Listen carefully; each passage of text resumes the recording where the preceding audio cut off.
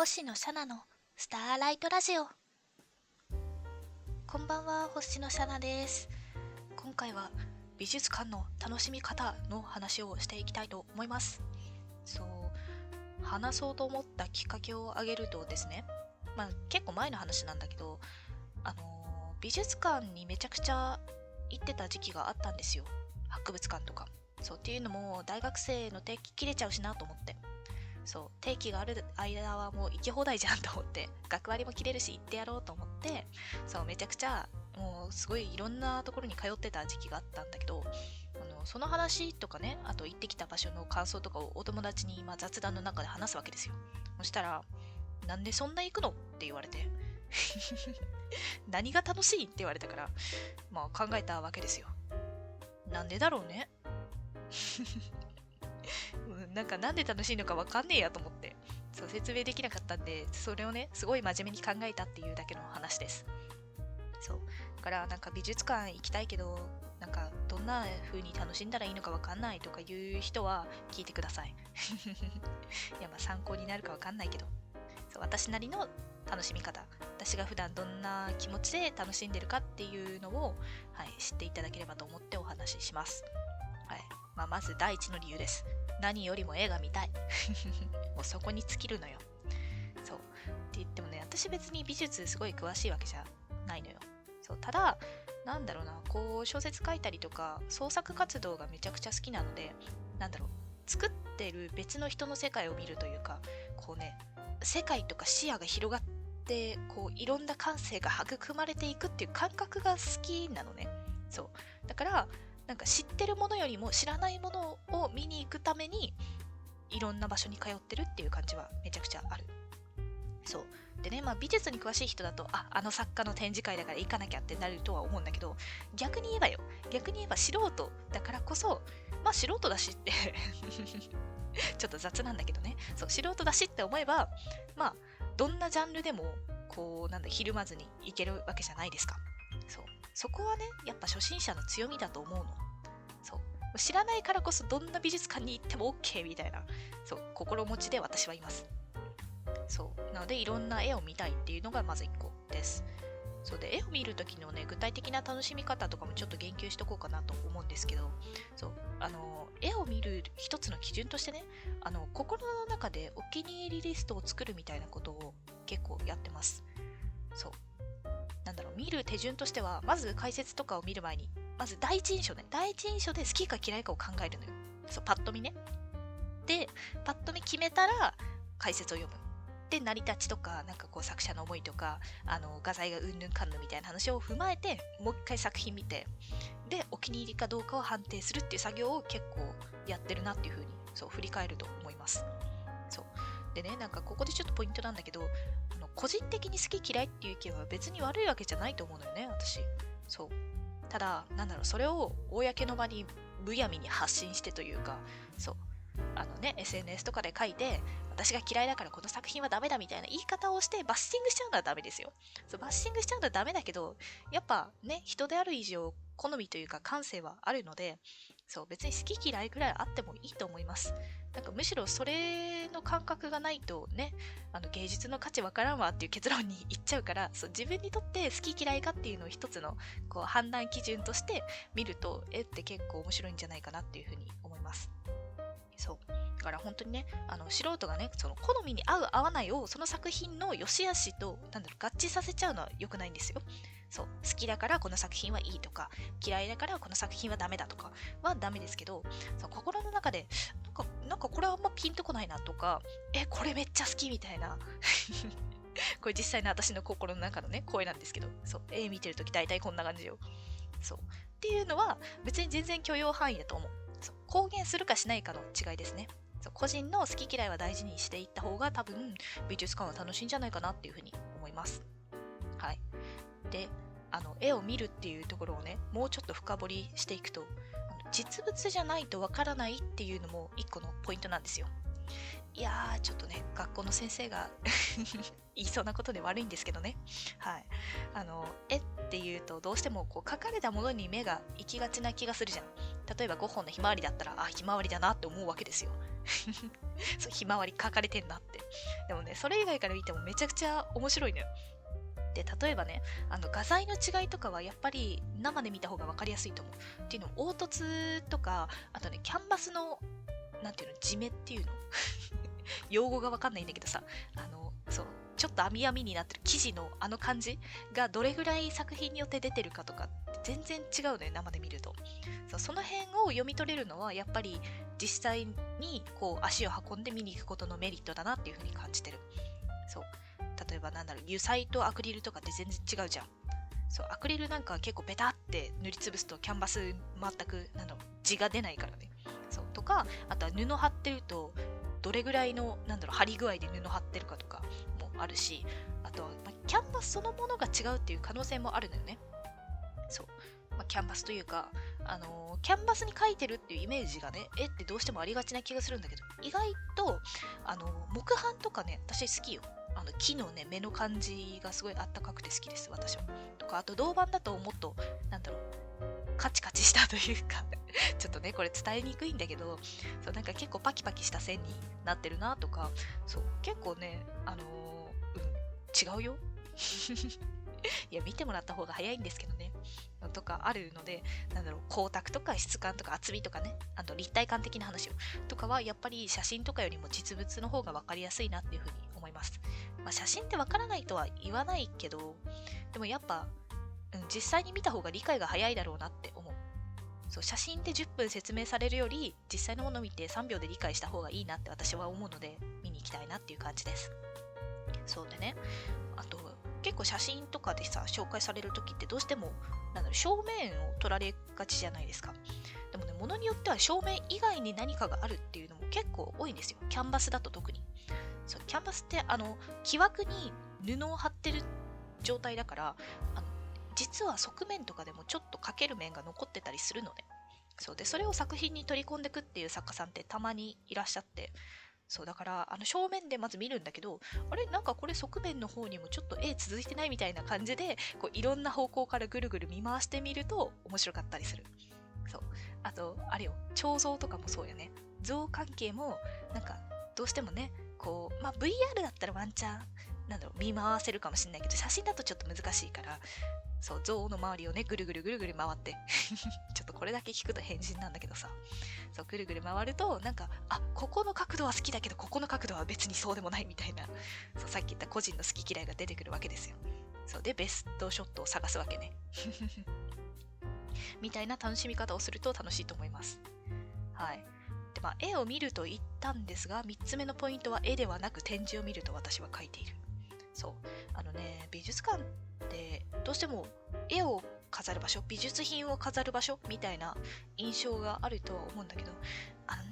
展示自体見た方が面白いかもしれない、人によっては。そう展示の要素って結構いろいろあって、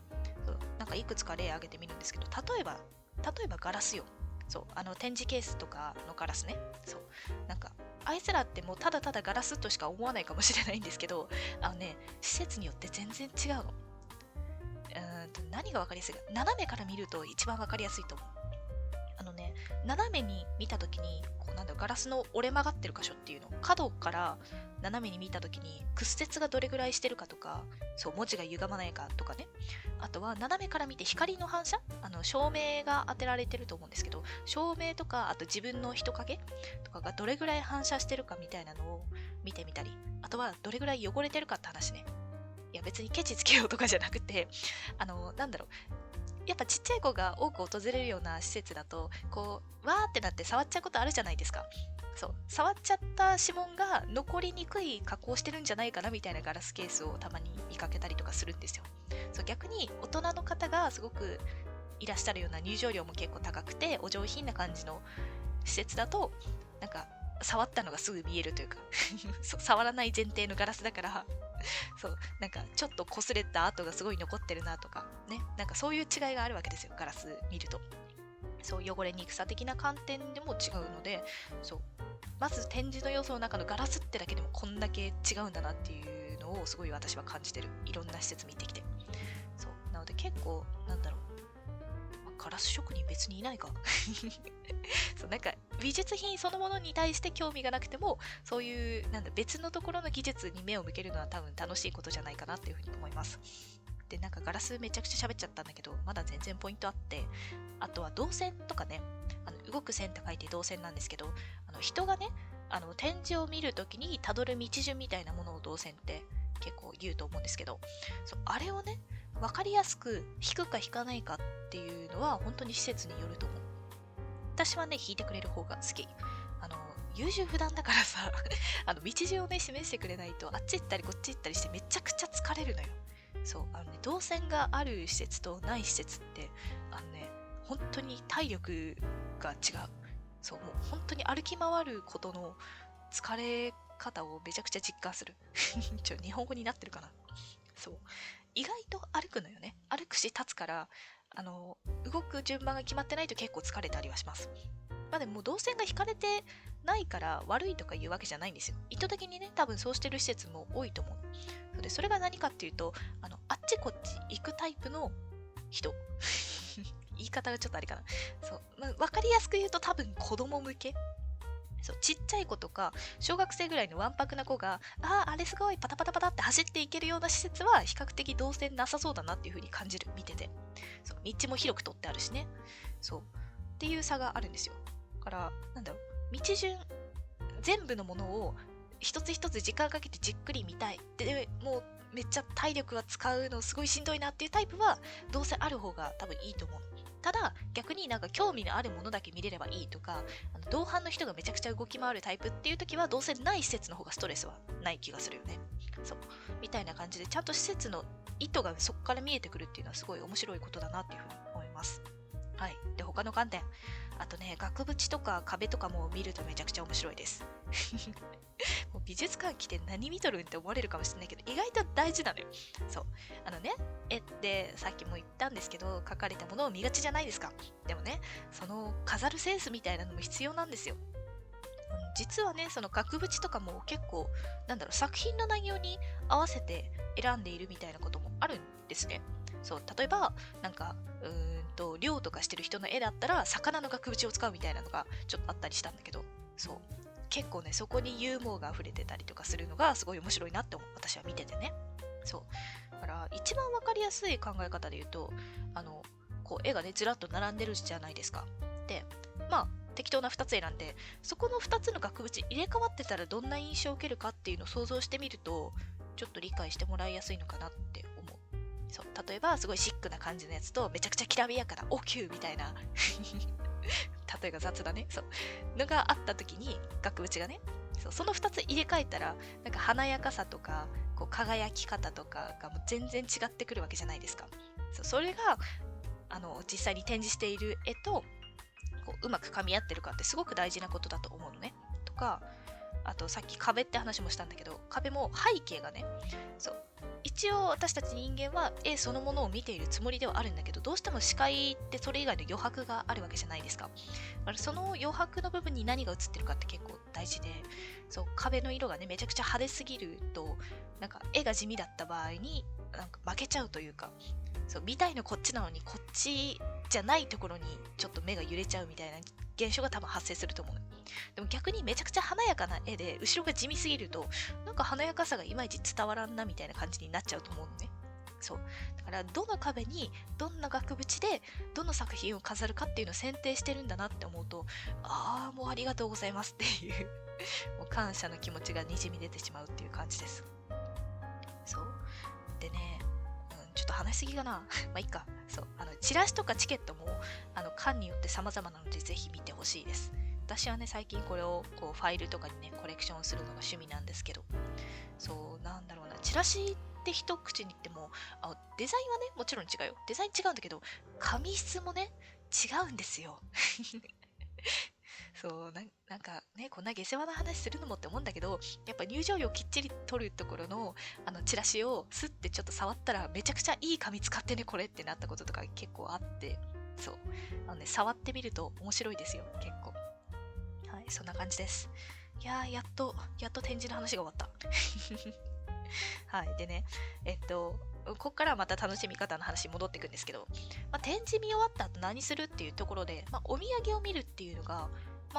一個ぐらい楽しみ方としてあってもいいんじゃないかなっていうふうに思います。そう。美術館に来てお土産見るのって感じは正直するんだけど、